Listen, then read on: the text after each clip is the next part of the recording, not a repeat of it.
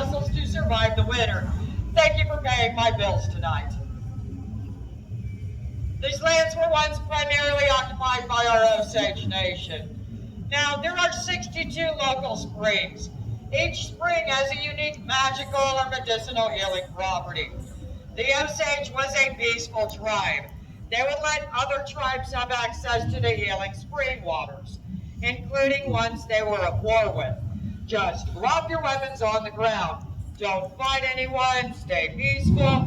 You're welcome to have some nice clean spring water.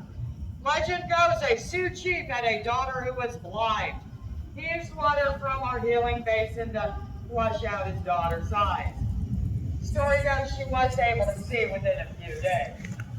Unfortunately, our Native Americans were relocated, primarily towards Kansas as well as the Oklahoma Territory. These lands were unoccupied until the 1850s. A town called Berryville developed next door. There's a man named Dr. Alvin Jackson. His son's got a terrifying medical condition called granulated eyelids. Has anyone heard of granulated eyelids? Nope. So, pretend like you have sandpaper on the inside of your eyelids. When you blink, it's going to scratch your eyes. Sleeping does not help. We have rapid eye movement when we dream. It hurts all day long. Alvin Jackson heard the story about the Sioux chief's blind daughter. He wanted to fix his son. He asked his friend Johnny Gaskins, who was a bear hunter and more familiar with this territory, if he knew where the healing basin might be located. Johnny gestures vaguely in that general direction. Alvin Jackson takes his son through the heavily pollinated woods. We have a little season here we call the pollinating.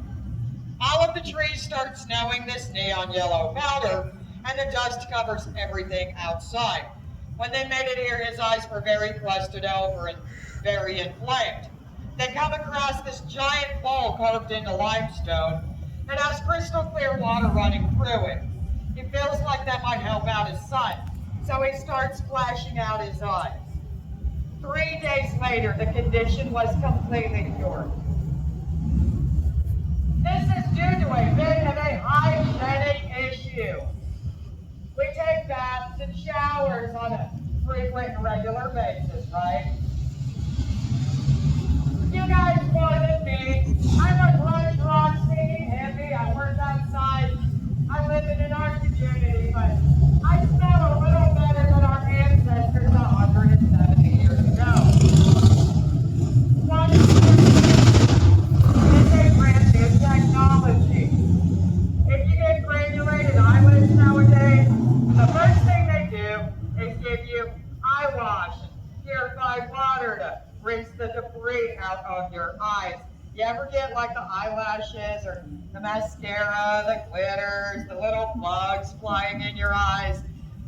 They didn't have our modern common sense to just use water to get the dust out of your eyeballs and the pollinating. We're never getting eyelids as bad as his son. To be fair, the water completely cured him, so he starts barreling up the water. He carries it back to Berryville, and he starts to sell lots of little bottles as his miracle eye cure. He makes a fortune selling water as medicine. The pharmaceutical industry refuses to change. I will discuss that all night long. Now, his friend Judge Saunders gets this skin rash, like a leg infection thing. They decide the little bottles of water will not be enough to help out his leg.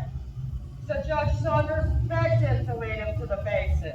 And he swore up and down he won't tell anyone his secret location. Alvin Jackson agreed. Takes the good judge through the woods to the basin, lets him bathe, wash off your boo-boos. The rash disappeared a few weeks later. Maybe you don't put some water in there. Like any good politician would do, he kept his promise. He didn't run off and give away the secret location to anybody. He told absolutely everyone that he met. A few years later, the Tulsa World found out. A big newspaper printed in Oklahoma. It put the exact pinpoint location of this land with 2 maps on how to get here from different directions. 20,000 people ventured through the mountains to create Eureka Springs, Arkansas. Now, our population currently is only 2,000 year-round. We're shoved together like crowns in a box or like sardines in a can. I don't know how 20,000 people,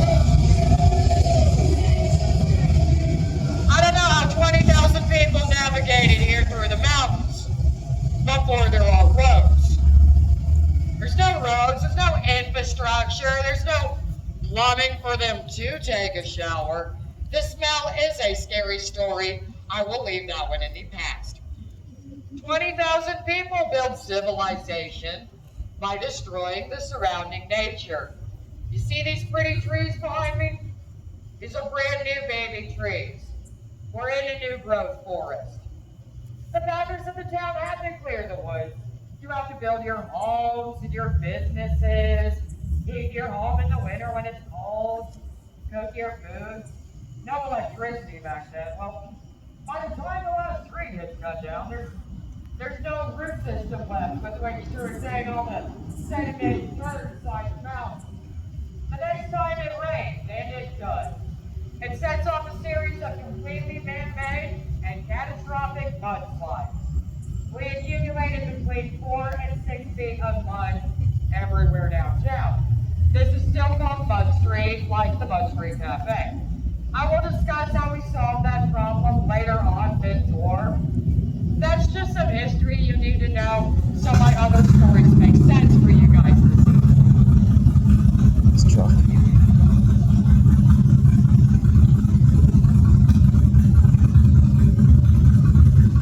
Didn't even see if you hopped in it. Glass packs.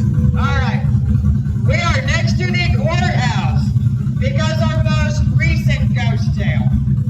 This is 30 years ago, 1994. There's a woman in 1994, her name's Louise Berry. She was very admired and respected around these parts. In fact, she managed to become our town's beloved mayor for consecutive terms, like back to back to back. Eventually, Louise Berry retires. Her last name spelled like a